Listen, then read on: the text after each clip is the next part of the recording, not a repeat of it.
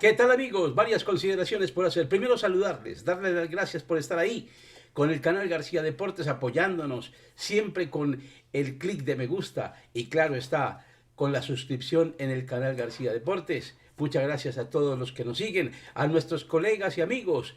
Alfredo Castro en Guatemala, allí, que nos sigue también con su programa permanentemente, siempre siguiendo el fútbol internacional. Nos gusta mucho por Estudio Estadio. También a Ricardo López en Ángeles Estéreo en Miami, a Rafael Villegas en Bogotá Sport Colombia, directo y sin barrera, a Leo también, a Leo Prieto, Ramón Alberto Maldonado, al Tato Sanina, Jorge Eliezer Campuzano, todos los amigos y colegas que nos siguen permanentemente a través de YouTube.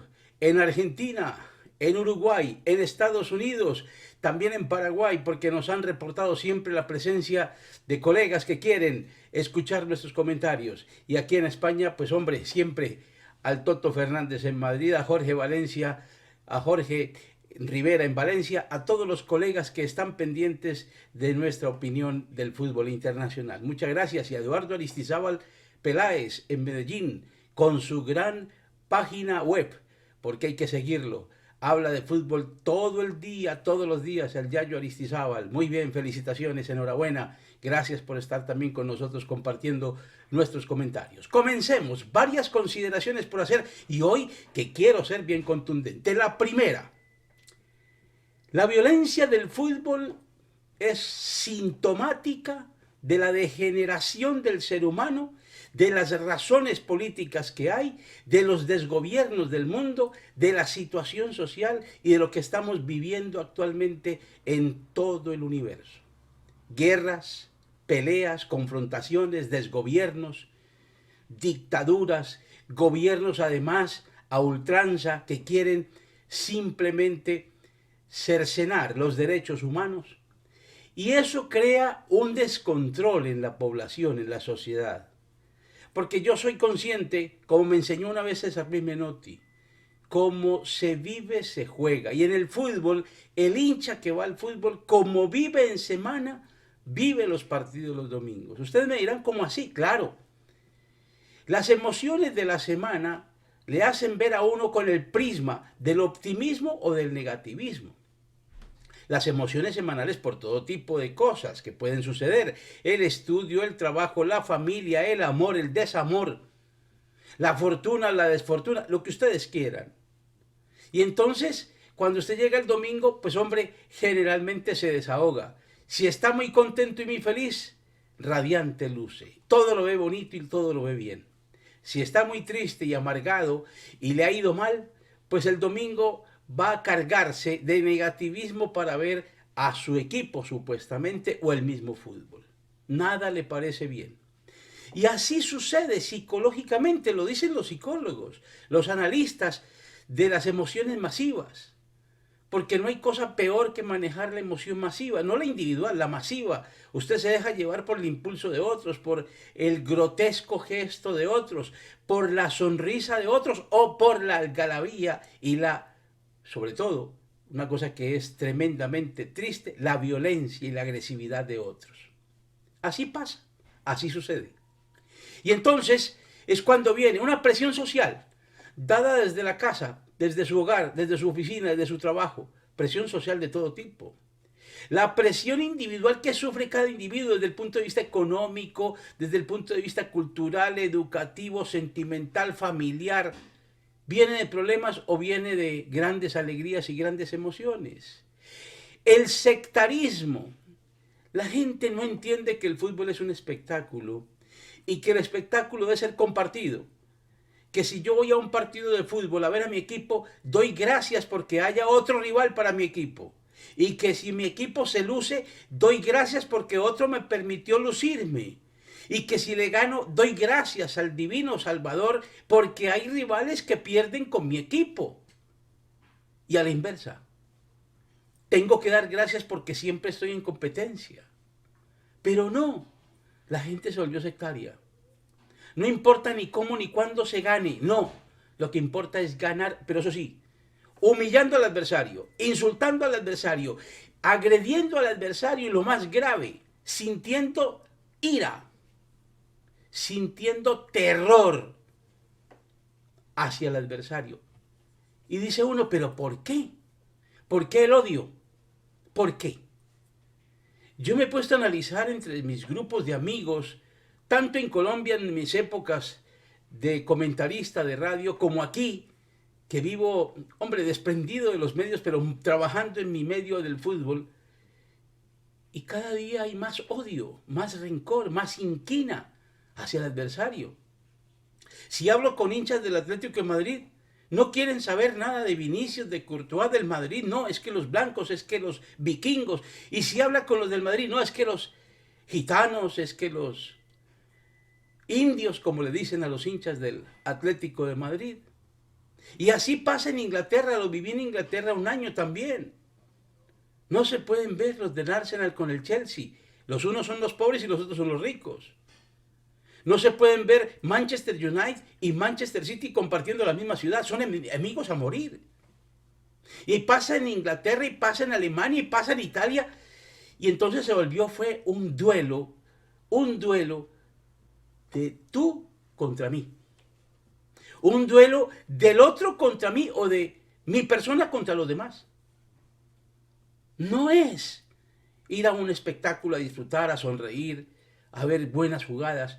Yo me preguntaba, con lo que sucede con Vinicius, con los insultos racistas que están acrecentándose cada día más, con lo que pasó con Courtois en el partido del Atlético de Madrid y el Real Madrid. A ver, estamos viviendo una nueva época dorada en el fútbol español con la llegada de muy buenos jugadores, de brillantes jugadores, y están surgiendo grandes figuras en el medio español, grandes jugadores.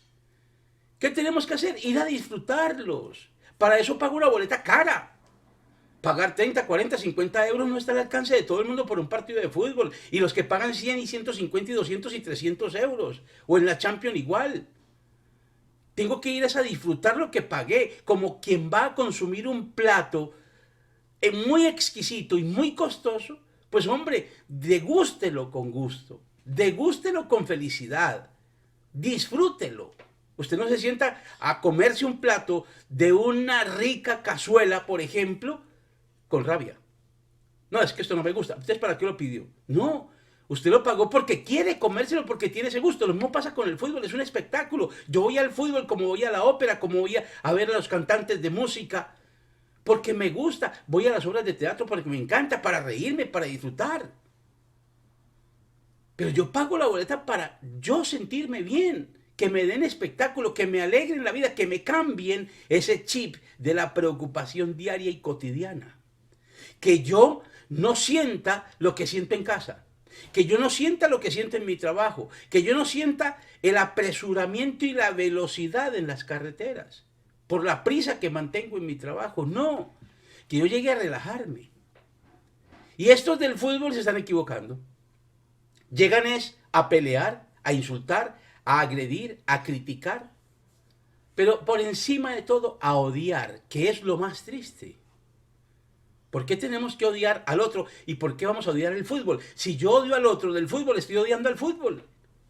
Porque el otro hace parte de la misma actividad, del mismo espectáculo. Si yo insulto a Vinicius, estoy insultando mi propio espectáculo pagado. Si insulto a Courtois también, si insulto a cualquier jugador, si agredo, si tiro utensilios o cosas o lo que quieran a las canchas de fútbol, como está pasando, estoy yo agrediendo y estoy maltratando un espectáculo que yo estoy pagando y que me cuesta. Pero eso no lo ha entendido la población en general. Vamos en barrena hacia abajo, en picada cruel, en una picada descendente pero triste y penosísima. Y la pregunta es ¿por qué? Y aquí viene el comentario que quería hacer. Porque desafortunadamente, y tengo que decirlo, ocurre que no hay autoridad. No hay autoridad. ¿Dónde están los policías? ¿Dónde están los mandatarios? ¿Dónde están los mandatarios que tengan poder, no? No los monigotes de los mismos, por ejemplo. Voy a hablar del Atlético de Madrid a continuación, que permite este tipo de hechos en el estadio y no es desde ahora, desde 1973-74, incluso viviendo el generalísimo Franco, cuando crearon el Frente Sur y luego los Ultrasur. Este tipo de cosas están conviviendo permanentemente con el Atlético de Madrid. Y pasó en el Real Madrid, los desterró Florentino Pérez en el 2013. Pasó con el famoso grupo de los Boisos en Barcelona, los desterró Joan Laporta, que es lo único que tengo que agradecerle a Laporta para el fútbol, que desterró la violencia y los verdaderos vándalos del fútbol que eran los Boisos, la hinchada fuerte y ultra que tenía el Barcelona. Y así sucesivamente en todos los campos del fútbol mundial. Pero estamos llegando a un colmo que es el de la falta primero de autoridad, la falta de ley, la falta de mando. Los gobernantes no hacen nada, los ejecutivos tampoco, los directivos de fútbol menos, la FIFA sí que es cierto, por Dios, no le interesa sino sacar dinero. La FIFA es la multinacional más grande del mundo, por encima de cualquier multinacional empresarial. Tiene 206 afiliados, todos le abonan y le pagan, pero no hace nada. Por el bien del espectador, del espectáculo, por el bien del futbolista, por el bien del director técnico, por el bien de nada. Les interesa fomentar fútbol, hacer fútbol y ganar dinero, nada más. Es una industria del dinero. No es la industria del balompié como espectáculo. Y así es la UEFA, y son todas las confederaciones. Y lo más triste, lo malo si lo copiamos. Llevamos unos 20, 25 años viviendo las barras bravas de Argentina, que es un lastre. Eso es un cáncer que carcome en el fútbol argentino. Los estadios pocas veces se llenan y si se llenan hay siempre calamidades. Porque allí la gente no se volvió hincha, se volvió sectaria. Se volvieron fanáticos, frenéticos y de una manera desoladoramente agresivos. Y resulta que esos métodos que van a los estadios a implementar odiando al adversario, gritando, insultando, no los llevan para apoyar al nuestro, no, para agredir al otro, los hemos trasplantado a Europa. En el siglo pasado, los famosos hooligans de Inglaterra copiaron más o menos. Vieron lo que pasó en Heysel, ustedes vieron lo que sucedió en el estadio de Heysel hace muchísimos años, lo que ha pasado en Italia muchos años, tragedias en muchos estadios, en fin. Pero eso era nada. Resulta que ahora se volvió una cultura, la cultura del vandalismo, la cultura del ultra, traída o importada de Argentina. Desafortunadamente, tengo que decirlo, es el país suramericano que más ha enseñado y el que más ha adoctrinado a los violentos del fútbol. Y ahí están los resultados. En España no pasaba mayor cosa, pero bueno, menos mal que no hubo muertos. Pero es que tenemos que ya meter el dedo en la llaga y decir, ¿cómo así? No más. Esta barbarie no puede ser. Como debe ser en Italia. ¿Cómo así que un hincha se va después de un partido y lo apuñala a otro dentro del coche? ¿Cómo así que lo que sucedió recientemente en Belgrado, ustedes vieron? Agredieron al técnico del Belgrado y a los jugadores del Partizan. Al técnico del Partizan y a los jugadores del Partizan en Belgrado en su propio estadio, en su propia casa. Allí, a propósito, juega un jugador peruano. Y resulta que también sucedió en Austria, en un duelo del Rapid de Viena. También se enfrentaron los hinchas con bengalas. Ustedes ahí están viendo las imágenes. Es que esto no puede ser. Pasó en Medellín esta semana pasada. En Medellín ha pasado muchas veces. Y en Colombia también. Pero más en general en todo el país. En general. Allí las barras bravas trasplantaron de Argentina a Colombia, lo que sea. Y como hay tanto vago, y hay tanto desocupado, y hay tanto matón a sueldo, pues hombres se dedican a eso. Y es peligroso ir al fútbol en Medellín y en Colombia. Muy peligroso, desafortunadamente. Tengo que decirlo siendo mi ciudad. Y entonces la gente dice, ¿cómo llevo a mi niño de 4 o 5 años a esto si tengo que salir corriendo del estadio a esconderme? ¿O cómo llevo a mi niña? ¿O cómo llevo a mi esposa? ¿O cómo llevo a mi novia a un espectáculo si lo que vamos a salir es o de luto o lo más grave, heridos o tristemente salimos del estadio huyendo, escondiéndonos? Eso está pasando en Sudamérica. Y lo han traído a Europa. Lo han trasplantado las barras bravas de Argentina. Menos mal que Jorge Valdano, un hombre sensato, dijo en televisión al terminar el partido del Atlético de Madrid y el Real Madrid que desafortunadamente se había argentinizado totalmente la hinchada del fútbol mundial. Y es cierto. Argentina es un mal ejemplo. Desde la época de los militares y demás pasaron a ser barras bravas. La colisión social que vivieron en esa época después de Perón y lo que vivieron después de tantos años de dictadura, todo eso hizo que se amalgamara en el sentimiento de los argentinos el odio por el contrario. Y así es. Es la generalidad. Yo no estoy diciendo que sean todos los argentinos. Yo hablo de los aficionados al fútbol para que ahora no me vengan a decir, no estoy hablando de todo el país, no. Yo estoy hablando de los aficionados al fútbol. Hay 1.200 millones de aficionados al fútbol mundial, de los 8.000 millones que habitamos la Tierra. 1.200 millones repartidos en 206 países a los que les gusta el fútbol y están afiliados a la FIFA y obviamente repártalos, pues hombre, habrá unos cuantos millones en cada país. En Argentina pueden ser 10.000, 20.000, 30.000, 40.000 los airados, los protestantes, los que no conviven con la pacífica actitud de un seguidor a un espectáculo, pero esos hacen daño y entonces crean toda la distorsión social que ha vivido Argentina. Y lo mismo pasa ahora en Europa. Dicen que las excepciones confirman la regla, sí. Pero aquí es al revés. La excepción es la violencia, cuando la regla debe ser la paz. La paz cunde en muchos partidos, en muchas ciudades, en muchos países. Es cierto. Pero desafortunadamente esa paz hay que verificarla a través de que hay violencia. Es al revés. La excepción confirma la regla. Al fútbol se va en paz en muchas partes del mundo, pero hay violentos en los estadios. Y eso confirma la regla. Y esos violentos tienen que acabarse, tienen que eliminarse.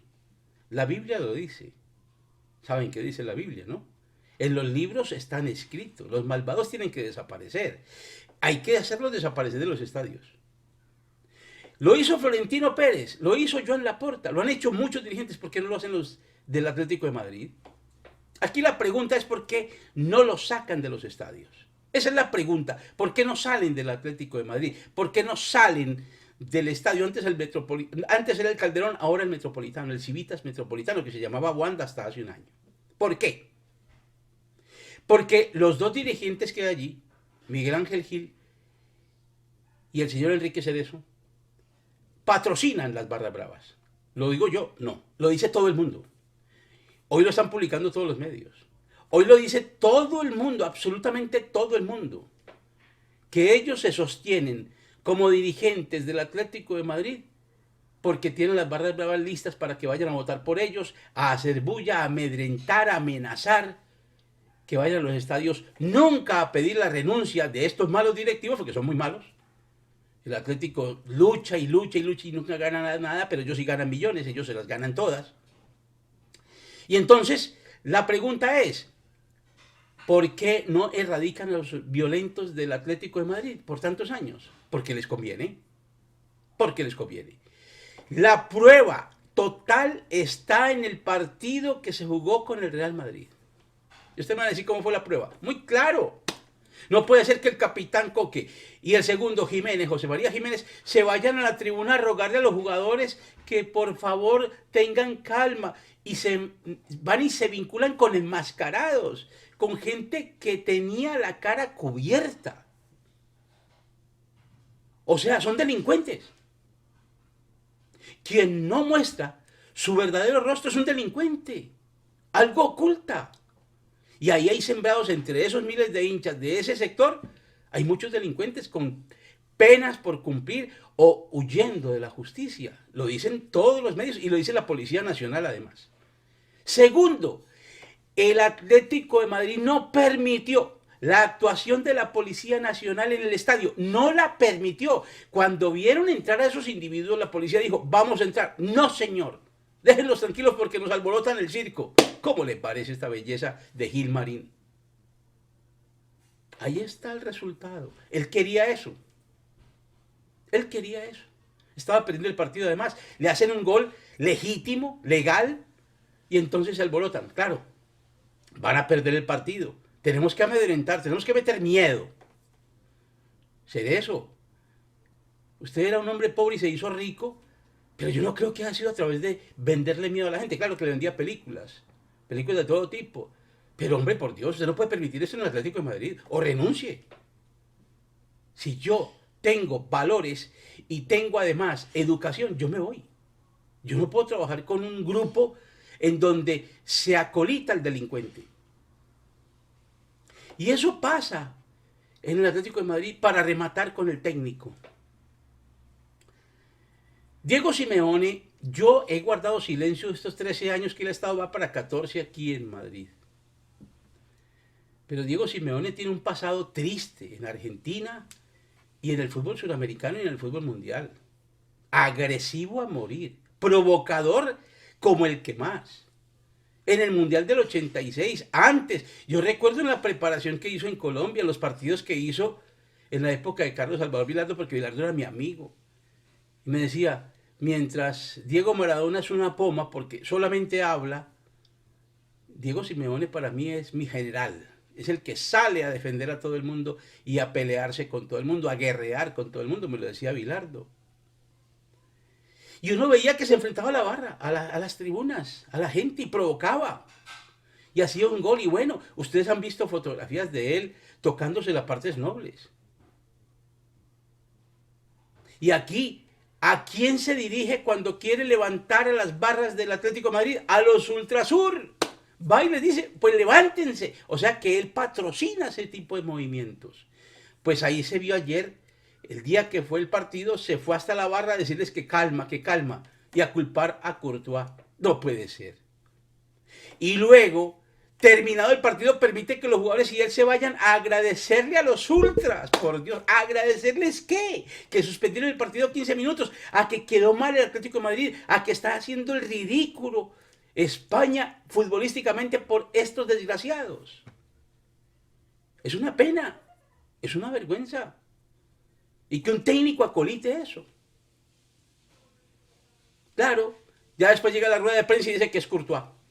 Que él es partidario de que sancionan a los culpables. Claro, enmascarados no saben quiénes son, hay que buscarlos con lupa. Y que Courtois es el que provoca mentiras. Simeone, siempre eres el rey de la mentira. Ahí sí te tengo que decir lo que siempre consideré que eras un mentiroso. Antes del gol, cuando iba a cobrar Modric, ya estaban insultando a Courtois. Courtois, muérete. En el calentamiento, Courtois, muérete. Le gritaban de todo porque han pasado los videos en la televisión nacional, donde le dicen de todo. Palabras de grueso calibre, entrenando, simplemente calentando. Y a Vinicius ni se diga. A Vinicius le cantaron de mono otra vez. Por allá hubo un aficionado brasileño que se enfrentó a una cantidad de hinchas y lo tuvieron que sacar de la tribuna. Porque hubo un momento en que cantándole mono, mono, mono. No, que es el Mono Burgos. ¿Cuál Mono Burgos? ¿El Mono Burgos acaso está en el Atlético de Madrid? Es historia. Y entonces el señor Simeone viene el cuento de decir que no, que Courtois provocó. Lo provocaron insultándolo. Llega un momento en que hace el gol el Madrid y él se voltea y le dice, ahí estoy. ¿Qué? Vengan pues a ver, ¿qué van a decir si vamos ganando? Lo hace cualquier ser humano seguramente de rabia, de dolor, de tristeza, una reacción humana, que no es la mejor, está bien, no es la mejor. Yo en otro caso me quedo callado, pero todo el mundo no es igual. Él reacciona como cualquier ser humano, porque se siente agredido todo el partido. Así que nada, este comentario lo quería hacer hoy, porque estamos llegando al colmo de la degradación para ir a un espectáculo como es el fútbol. Todas las ligas tienen problemas. La liga inglesa, ahí están ustedes viendo los titulares, están preocupadísimos por la violencia que hay en Inglaterra, sobre todo de tipo racial y de inmigración. Entonces todo el que vean distinto de otro país o de otra raza, pues en los estadios sí que la están desquitando. Y así está toda Europa. Está revuelta, Alemania igual, acaba de cerrar fronteras. Van a tener problemas entonces con los 6 millones de turcos que viven allí y que son hinchas del fútbol. En Italia sabemos todos los problemas que ha habido. Y ahora llega a España también esta ola que ojalá se acabe ya, porque no queda sino el Atlético de Madrid. Creo que es el único foco violento que queda en el panorama futbolístico nacional de todos los equipos. Todos tienen sus barras y demás, y habrá algunos más agresivos que otros, pero a ver, guardan compostura a cierto punto y no están todo el día haciendo y chinchando por los demás y criticando y odiando al adversario. ¿Cierto? Y agrediendo sobre todo, tirando cosas, objetos, lanzando petardos, lanzando mecheros, lanzando hasta comida, que es una vergüenza. Tengo que decirlo, es hora de acabar con estos vándalos, pero principalmente los del Atlético de Madrid. Ese comentario que quería hacer hoy, porque no hay derecho a lo que está viviendo el fútbol mundial con la degradación en todos los estadios, en todos los países, pero especialmente en aquellos donde hay problemas sociales. En Argentina, en Colombia, problemas gravísimos, en Brasil, siempre desahogan en esto, en México. ¿Cómo está México de revuelto? También lo mismo. La situación política allí es muy degradante, la situación social también. Y aquí pues en Europa, donde hay más estabilidad económica y más estabilidad desde el punto de vista gubernativo, no, los de siempre, los desadaptados, los antisociales de siempre, que crean caos porque así tengan dinero, les sirve para crear caos y generar violencia. Da pena de verdad, mucha pena. Para terminar, consideraciones muy rápidas que quiero hacer. ¿Cómo así que el Sevilla renueva un técnico hasta por 2 años más? Si apenas está empezando la temporada y el Sevilla está en la cola del campeonato. Es la pregunta que me hago. Esto es ridículo. El que hizo eso no tiene ni idea de fútbol. Entonces, si el equipo sale de la primera división, el técnico seguirá ahí, pagándole lo mismo, igual el sueldo y todo esto. El Sevilla va muy mal. Desde que se fue Monchi, no es nada. No fichan a nadie, no tienen buenos jugadores, los mejores los venden, traen remedos de buenos jugadores de fútbol y ya. Y el equipo juega horrible. Y van y renuevan al técnico y ahora buscan disque director deportivo, pero que tiene que ser un director deportivo que no, oiga este negociado, que no intervenga en el fichaje de jugadores, porque para eso tienen a una persona montada ahí, Víctor Horta. ¿Cómo les parece? O sea, para seguir haciendo chanchullos y cantidad de maromas que no van a favor del club. Otra más. La huelga del fútbol mundial está ahí, en veremos. Se siguen lesionando jugadores. Ahora es Courtois. La semana pasada fue Mbappé. Siguen lesionándose jugadores por saturación. Y esto de la FIFA es lamentable. Acaba de anunciar los 12 estadios de Estados Unidos para el Mundial de Clubes dentro de un año. Del 13 de junio al 14 del 13 de junio al 14 de julio. La pregunta es, yo me pregunto una cosa. Si no tienen patrocinios todavía, porque no hay ni un patrocinador para ese mundial, no tienen derechos vendidos, apenas apareció Apple comprando por 1.000 millones lo que le corresponde, una parte del mundial de clubes, y tienen tasados los derechos en 4.000 millones. Si no tienen patrocinadores para los clubes que van a asistir, y vale 4.000 millones, 4.000 millones vale el campeonato. 2.000 millones se van en gastos directos y 2.000 que supuestamente quiere la FIFA para fomentar el fútbol, que eso ya es cuento. Pero que necesitan 4.000 millones. 2.000 que porque vale eso el montaje del campeonato, pagar los clubes y todo lo que tiene que ver con la organización. Y 2.000 que tiene que recoger la FIFA. La verdad es que me pregunto, ¿y entonces cómo van a hacer un mundial a menos de un año sin nada de fondo económico? Porque son improvisaciones del señor Infantino.